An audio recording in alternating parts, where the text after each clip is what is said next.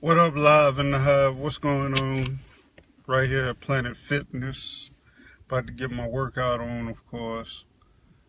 But I had to come talk to y'all about this time 2 years ago where I was. Of course, December of 2014, 2 weeks before Christmas. Um, Salisbury, New York. The woman who Goodwill, who was basically I was dating for about a year, um, you know, crushed me at the last minute out of nowhere after I filed for a divorce. And, I was hurt, I was bitter, I was torn, and things like that. Uh, so I started Single, Saved, and Serious like 4 or 5 months, possibly afterwards, somewhere in between there.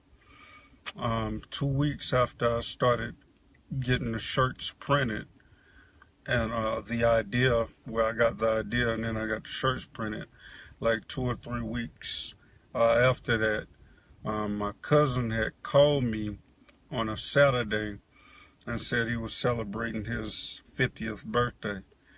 Um, so he told me he was going to rent a limo and to get dressed. He wanted me to wear, sorry about that, he wanted me to wear a suit, like some slacks, and be dressed accordingly. I see you, but dressed accordingly. And he was like, we gonna party tonight, whatever. So I picked up one of my big brothers. Most of y'all know Quick, Reginald Quick King. I picked him up. We went to 5400 because my man Mackie called, and Mackie was like, Mackie was saying they had a sundress thing on at 5400, so he wanted me to come through. I was right around the corner. Of course, my mom stays in Cary Hills, so where I'm from, Chris.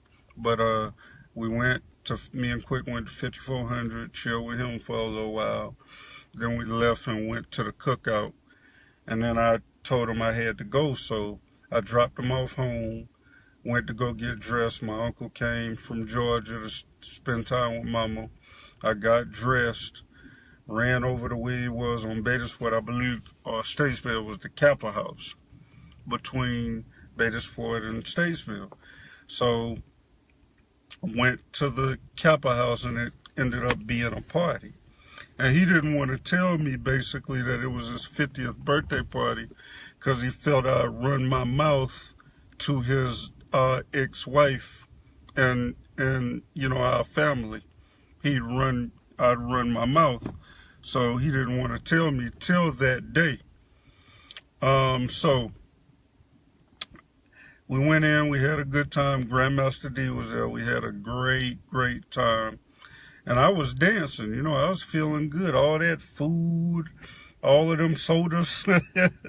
I was feeling good, And I just started dancing by myself, And this woman came up and she was like, "Oh, you don't want to dance with me?" So we started dancing. And the next thing you know, we danced the night away. I mean, all night long we danced. Afterwards, we ended up holding hands, you know. Holding hands, we talked. And her cousin, which is my cousin's girlfriend now, she was like, which is her family member, she was like, "Are you serious?" She started giving questions and stuff like that. And she was like, "Are you serious?" And I was like, "I'm single, saved, and serious." So then next thing you know, my cousin told me I don't need to go home. I look tired. I don't need to go home. I'm spending the night over his house. So everybody went over there, spent the night over his house. So woke up the next morning, and she was like, "We didn't sleep. We didn't have sex that night. Just to let you know, just to put it out there, we did not have sex. We laid together, but we did not have sex that night." So we laid together, and the next thing you know, we woke up, and I asked her, was she going to church? And she was like, "No, she's not. she ain't going to church. I said, you need to go to church. And basically, later on within that conversation, she said, you know, within the relationship, she said what attracted me to her was that I put God first. You know, I'm the first man that ever told her that she needed to go to church or reminded her about church, and I'm the first man who talked about God a lot. So for 2 months strong, we had a great relationship. We saw each other every day, just like the girl right there at Goodwill. I'm at Planet Fitness University, but right there at Goodwill, who working for corporate America. But, you know, I'm just messing. I'm not mad at her. But, you know, we just went on, started, you know, as soon as we got off work, we see each other, whether we'd meet or whether I come to her house, we'd always be with each other. And so what happened was, out of nowhere, she met my family and everything. Out of nowhere, one night I got a phone call while I was at work, and Mama said, Daddy had a stroke. And so Daddy had a stroke, and, you know, I rushed to the hospital. My friend at that time was asleep. She had to go to work like 4 o'clock that next morning. So I called her and told her about Daddy.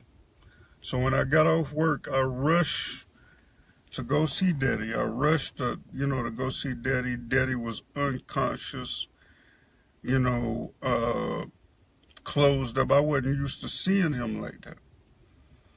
So the next thing you know, she'd come by the hospital, you know, every now and then. She didn't like going to hospitals, but she'd come by the hospital because that's where I was the majority of the day. And when we spend time, we spent a little bit of time together. She ended up getting into a wreck, and, you know, she was going through problems at her job. And so she took a leave of absence, and I already had a leave of absence, so we spent the rest of that day together. You know, we spent the rest of those weeks that we were together, and we wouldn't be out of each other's sight. When she wrecked her car, I gave her my Jeep. A lot of y'all don't know I had a Benz Jeep at that time. I gave her my Jeep because she didn't want to ride around in a wrecked car. So I gave her my Jeep, and I rode around in her wrecked car just so she could be presentable and she could do what she needed to do, because she didn't trust that car until she got her car fixed. When Daddy caught that stroke, one day I was just stressed. And you know me, I openly talk on Facebook about what I'm going through. And there was some signs that I was seeing from Daddy that I really wasn't used to seeing from Daddy. And, you know, he was unconscious. So I got on social media. First thing I did was flip on my friends because I really didn't see them come around like that. And then my cousin from Myrtle Beach had called me, and she, you know, explained to me how people don't know how to take, you know, sick people like that. So I took the Facebook down. I took that post down because she explained to me. Then the next thing you know, I ended up flipping again. And I flipped on the girl right there on Freedom Drive, or Wilkinson now. Wilkinson, I flipped on her. Basically on social media, I was like, you know, I know you, blah, blah, blah, whatever. But, you know, Daddy is sick and you ain't bothered to call, you ain't bothered to contact me, you ain't bothered nothing. Now, you know, that was just, I didn't know whether she was looking at the post or whatever, because we're not friends, but that was just me expressing myself. So the next thing you know, it got back. Her sister was Facebook friends with me, and it got back to her about me expressing myself. So the next thing you know, she confronted me, and that was like a week later. She confronted me about that situation, and she thought I was talking about Katera. but I was talking about, Salisbury, New York. And, ever since then, it kind of went sour. But I say that to say this. I think yesterday, people are posting things about these kids that committed suicide because they really didn't have anybody to talk to. And the dude that murdered the 15 people killed 15 people and killed himself because nobody was listening to him. A lot of people, man, you got to realize that some people need people to talk to. Some people need people to vent to.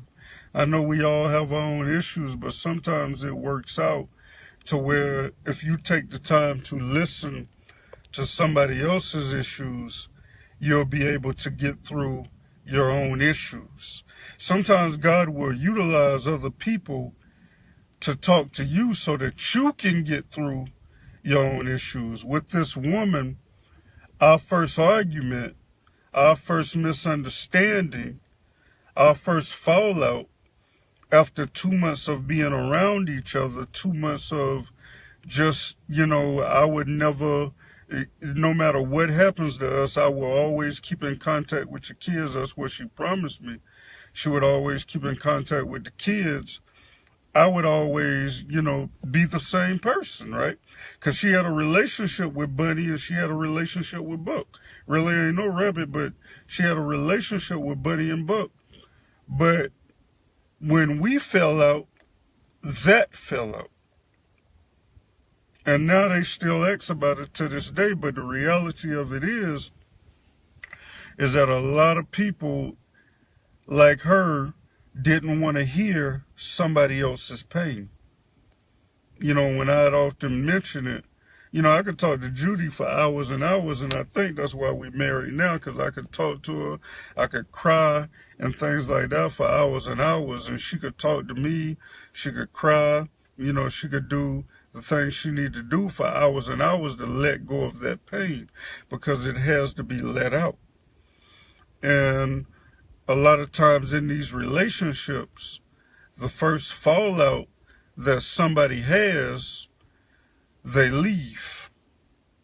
If it's a horrible, and I think a lot of that comes from single parent homes, from what I talked about yesterday. A lot of that comes from not having a father figure in order to know how to deal with a male figure, because her identity of a man wasn't me.